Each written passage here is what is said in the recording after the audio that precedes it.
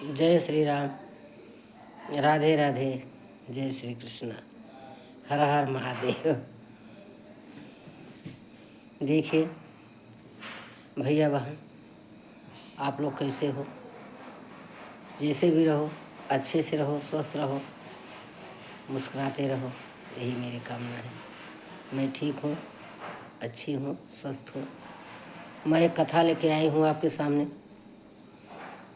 ध्यान से सुनना, बीच में छोड़ के मत जाना। अगर आधा अधूरा सुनेंगे तो पूरा ज्ञान नहीं मिल सकता, क्योंकि निचोड़ बात जो होती है वो अंत में ही मिलती है। इसलिए कथा को पूरा सुनना चाहिए। अब मैं शुरू करती हूँ। एक बार अर्जुन को हो गया थोड़ा सा वो भगवान श्री कृष्ण जी से बोले कि हमारे जैसा कोई भक्ति करने वाला आपका नहीं है। क्या मुझसे भी ऊंचे लोग करते हैं भक्ति? मुझसे भी अच्छे हैं लोग। कृष्ण भगवान मुस्कुराए, जवाब नहीं दिए। बोले समय आएगा बताऊंगा। एक बार धर्मराज को शेर बनाए और वो दोनों भगवान कृष्ण और अर्जुन साथ में लेके धर्म को मकरध्वज राजा के द्वार पर पहुंच गए। वहाँ लोग अलख जमाए, भिक्षाम देहि भिक्षाम देहि। राजा पूजा पाठ करके वही उठे थे। बाहर निकल के देखते हैं तो देखते हैं कि दो ब्राह्मण हमारे दरवाजे पर खड़े हैं, संग में शेर है। बोले हाँ महाराज, कहिए, मैं आपकी क्या स्वागत कर सकता हूँ? भगवान बोले, ब्राह्मण रूपी भगवान बोले कि मैं बहुत भूखा हूँ, मुझे भोजन चाहिए। अब मुझसे ज़्यादा भूखा मेरा शेर है, इसको भी भोजन चाहिए। बोले कोई बात नहीं महाराज, बैठिए, मैं भोजन का इंतजाम करता हूँ।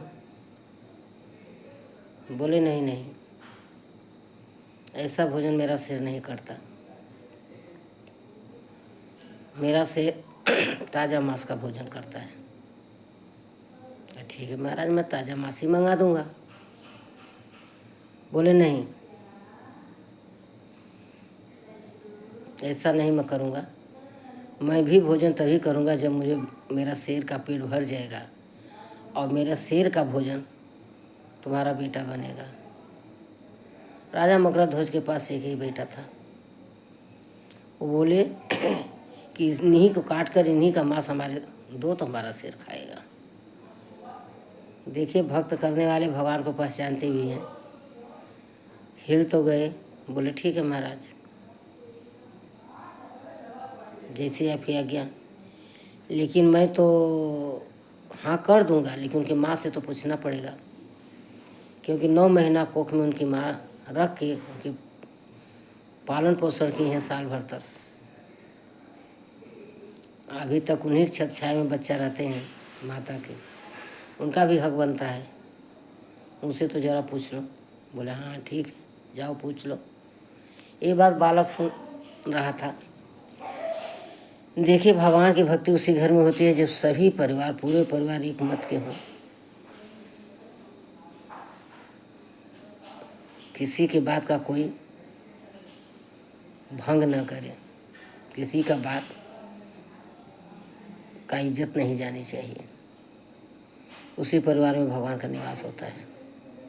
जहाँ भगवान का निवास होता है वहीं लक्ष्मी की वास होती है। इसी बात को लोग नहीं समझते हैं।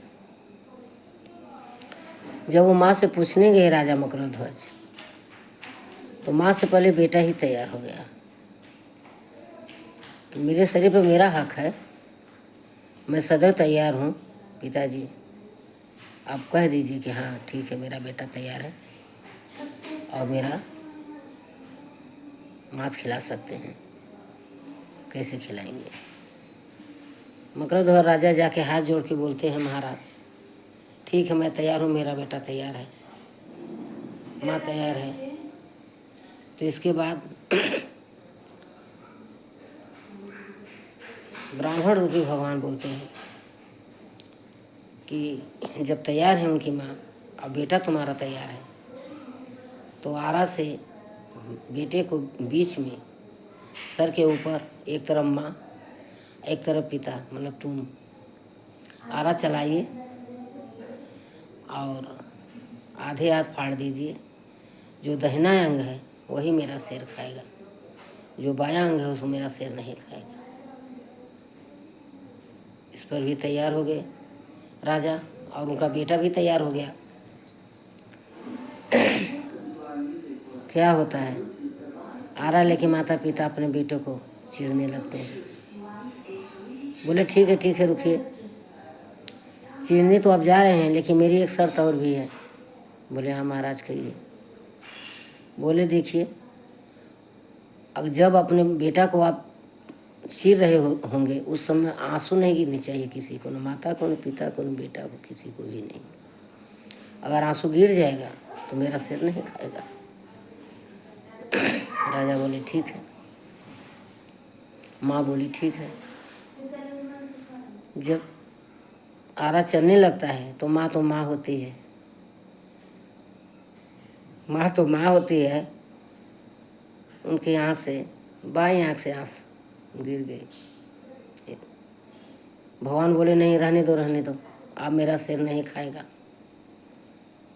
बेटा बोलता है, महाराज हाथ जोड़ के, मेरी माँ को इसलिए बाएं आँख से आंसू गिरी है कि इसी शरीर में दाहिना अंग कहाँ कितना पुण्य किया है जो कि उसको किसी के पेट भरने के काम आएगा।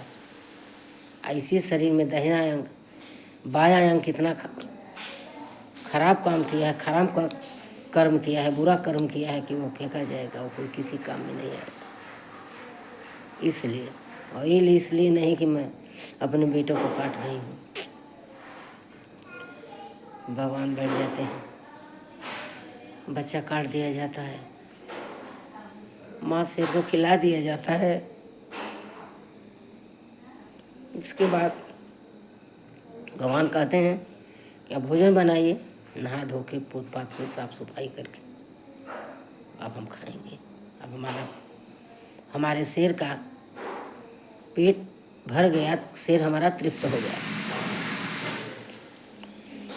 अब महारानी खाना बनाती हैं, पोतली के सफाई से खाना बनाती हैं। इसके बाद 2 थाली में निकालती हैं।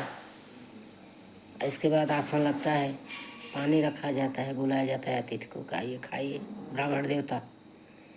तो बोलते हैं अरे हम अकेले नहीं खाएंगे, आप सभी परिवार हमारे साथ खाएंगे। फिर 2 थाली में महाराज के लिए भी थाली में आती है। बोलते नहीं, सबकी आनी चाहिए। माता भी अपनी थाली लेके आती है। बोलते नहीं, अरे उसको लिए भी बेटा के लिए भी परोसो। तब राजा रोने लगते हैं, कहते हैं महाराज इतनी बड़ा परीक्षा लेंगे आप हमारी, आप अपने सामने मेरे हाथ से हमारे बेटा को कटवा दिए, किसको खाना परोसवा रहे हैं, कौन खाएगा? बोले निकाल कर लाओ। तो माता खाना लेके आती है, तो उसको भी सबका खाना रख दिया जाता है। भगवान बैठ जाते हैं, सब लोग आचमन हो जाता है, बुलाते हैं कि आओ बेटा खाओ खाना। बेटा आके खाना बैठ खाने लगता है, हाथ जोड़ के लोग खड़े हो जाते हैं। परमात्मा बताइए आप कौन है? महानुभाव, कैसी लीला है ये? भगवान अपना दर्शन देते हैं और कहते हैं कि आप आज जो कुछ भी मांग लो वो मैं देने को तैयार हूँ, आप मेरी परीक्षा में पास हो गए। देखिए श्रोतागण, जो संत होता है उसका दिल बहुत कोमल होता है। वो वो अपने लिए कुछ नहीं मांगता, हमेशा समाज के लिए मांगता है, दूसरों के लिए मांगता है। वो बोले महाराज आप हमको क्या देंगे, आप तो एक भिक्षुक खुद हैं, आप हमको क्या देंगे, लेकिन हमको देना ही है, तो मैं मांगता हूँ आप 3 वचन बांधिए। बोले ठीक है, मांगिए जो भी मांगो। बोले महाराज जितना बड़ा परीक्षा हमारा लिया गया, उतना बड़ा परीक्षा कलयुग में मत लेना किसी का, किसी भक्त का भी कलयुग में इतना बड़ा परीक्षा मत लेना, नहीं तो भक्त संभल नहीं पाएंगे, रुक नहीं पाएंगे, आपकी भक्ति कर नहीं पाएंगे। इसलिए आप इतना बड़ा परीक्षा मत लेना, मेरा यही मांग। भगवान तथास्तु बोलते हैं और उनको स्वर्ग ले जाते हैं तीनों को। हर हर महादेव,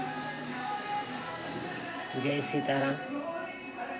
मेरी कहानी, मेरी कथा आपको अच्छी लगी हो, कमेंट करना, लाइक करना, सब्सक्राइब करना। फिर मैं ऐसे ही कथा लेकर फिर आऊँगी। जो गलती होगी इस कथा में, जो त्रुटि होगी, उसके लिए मैं क्षमा मांगती हूँ। उसको बताना कि कहाँ मेरी त्रुटि हुई है।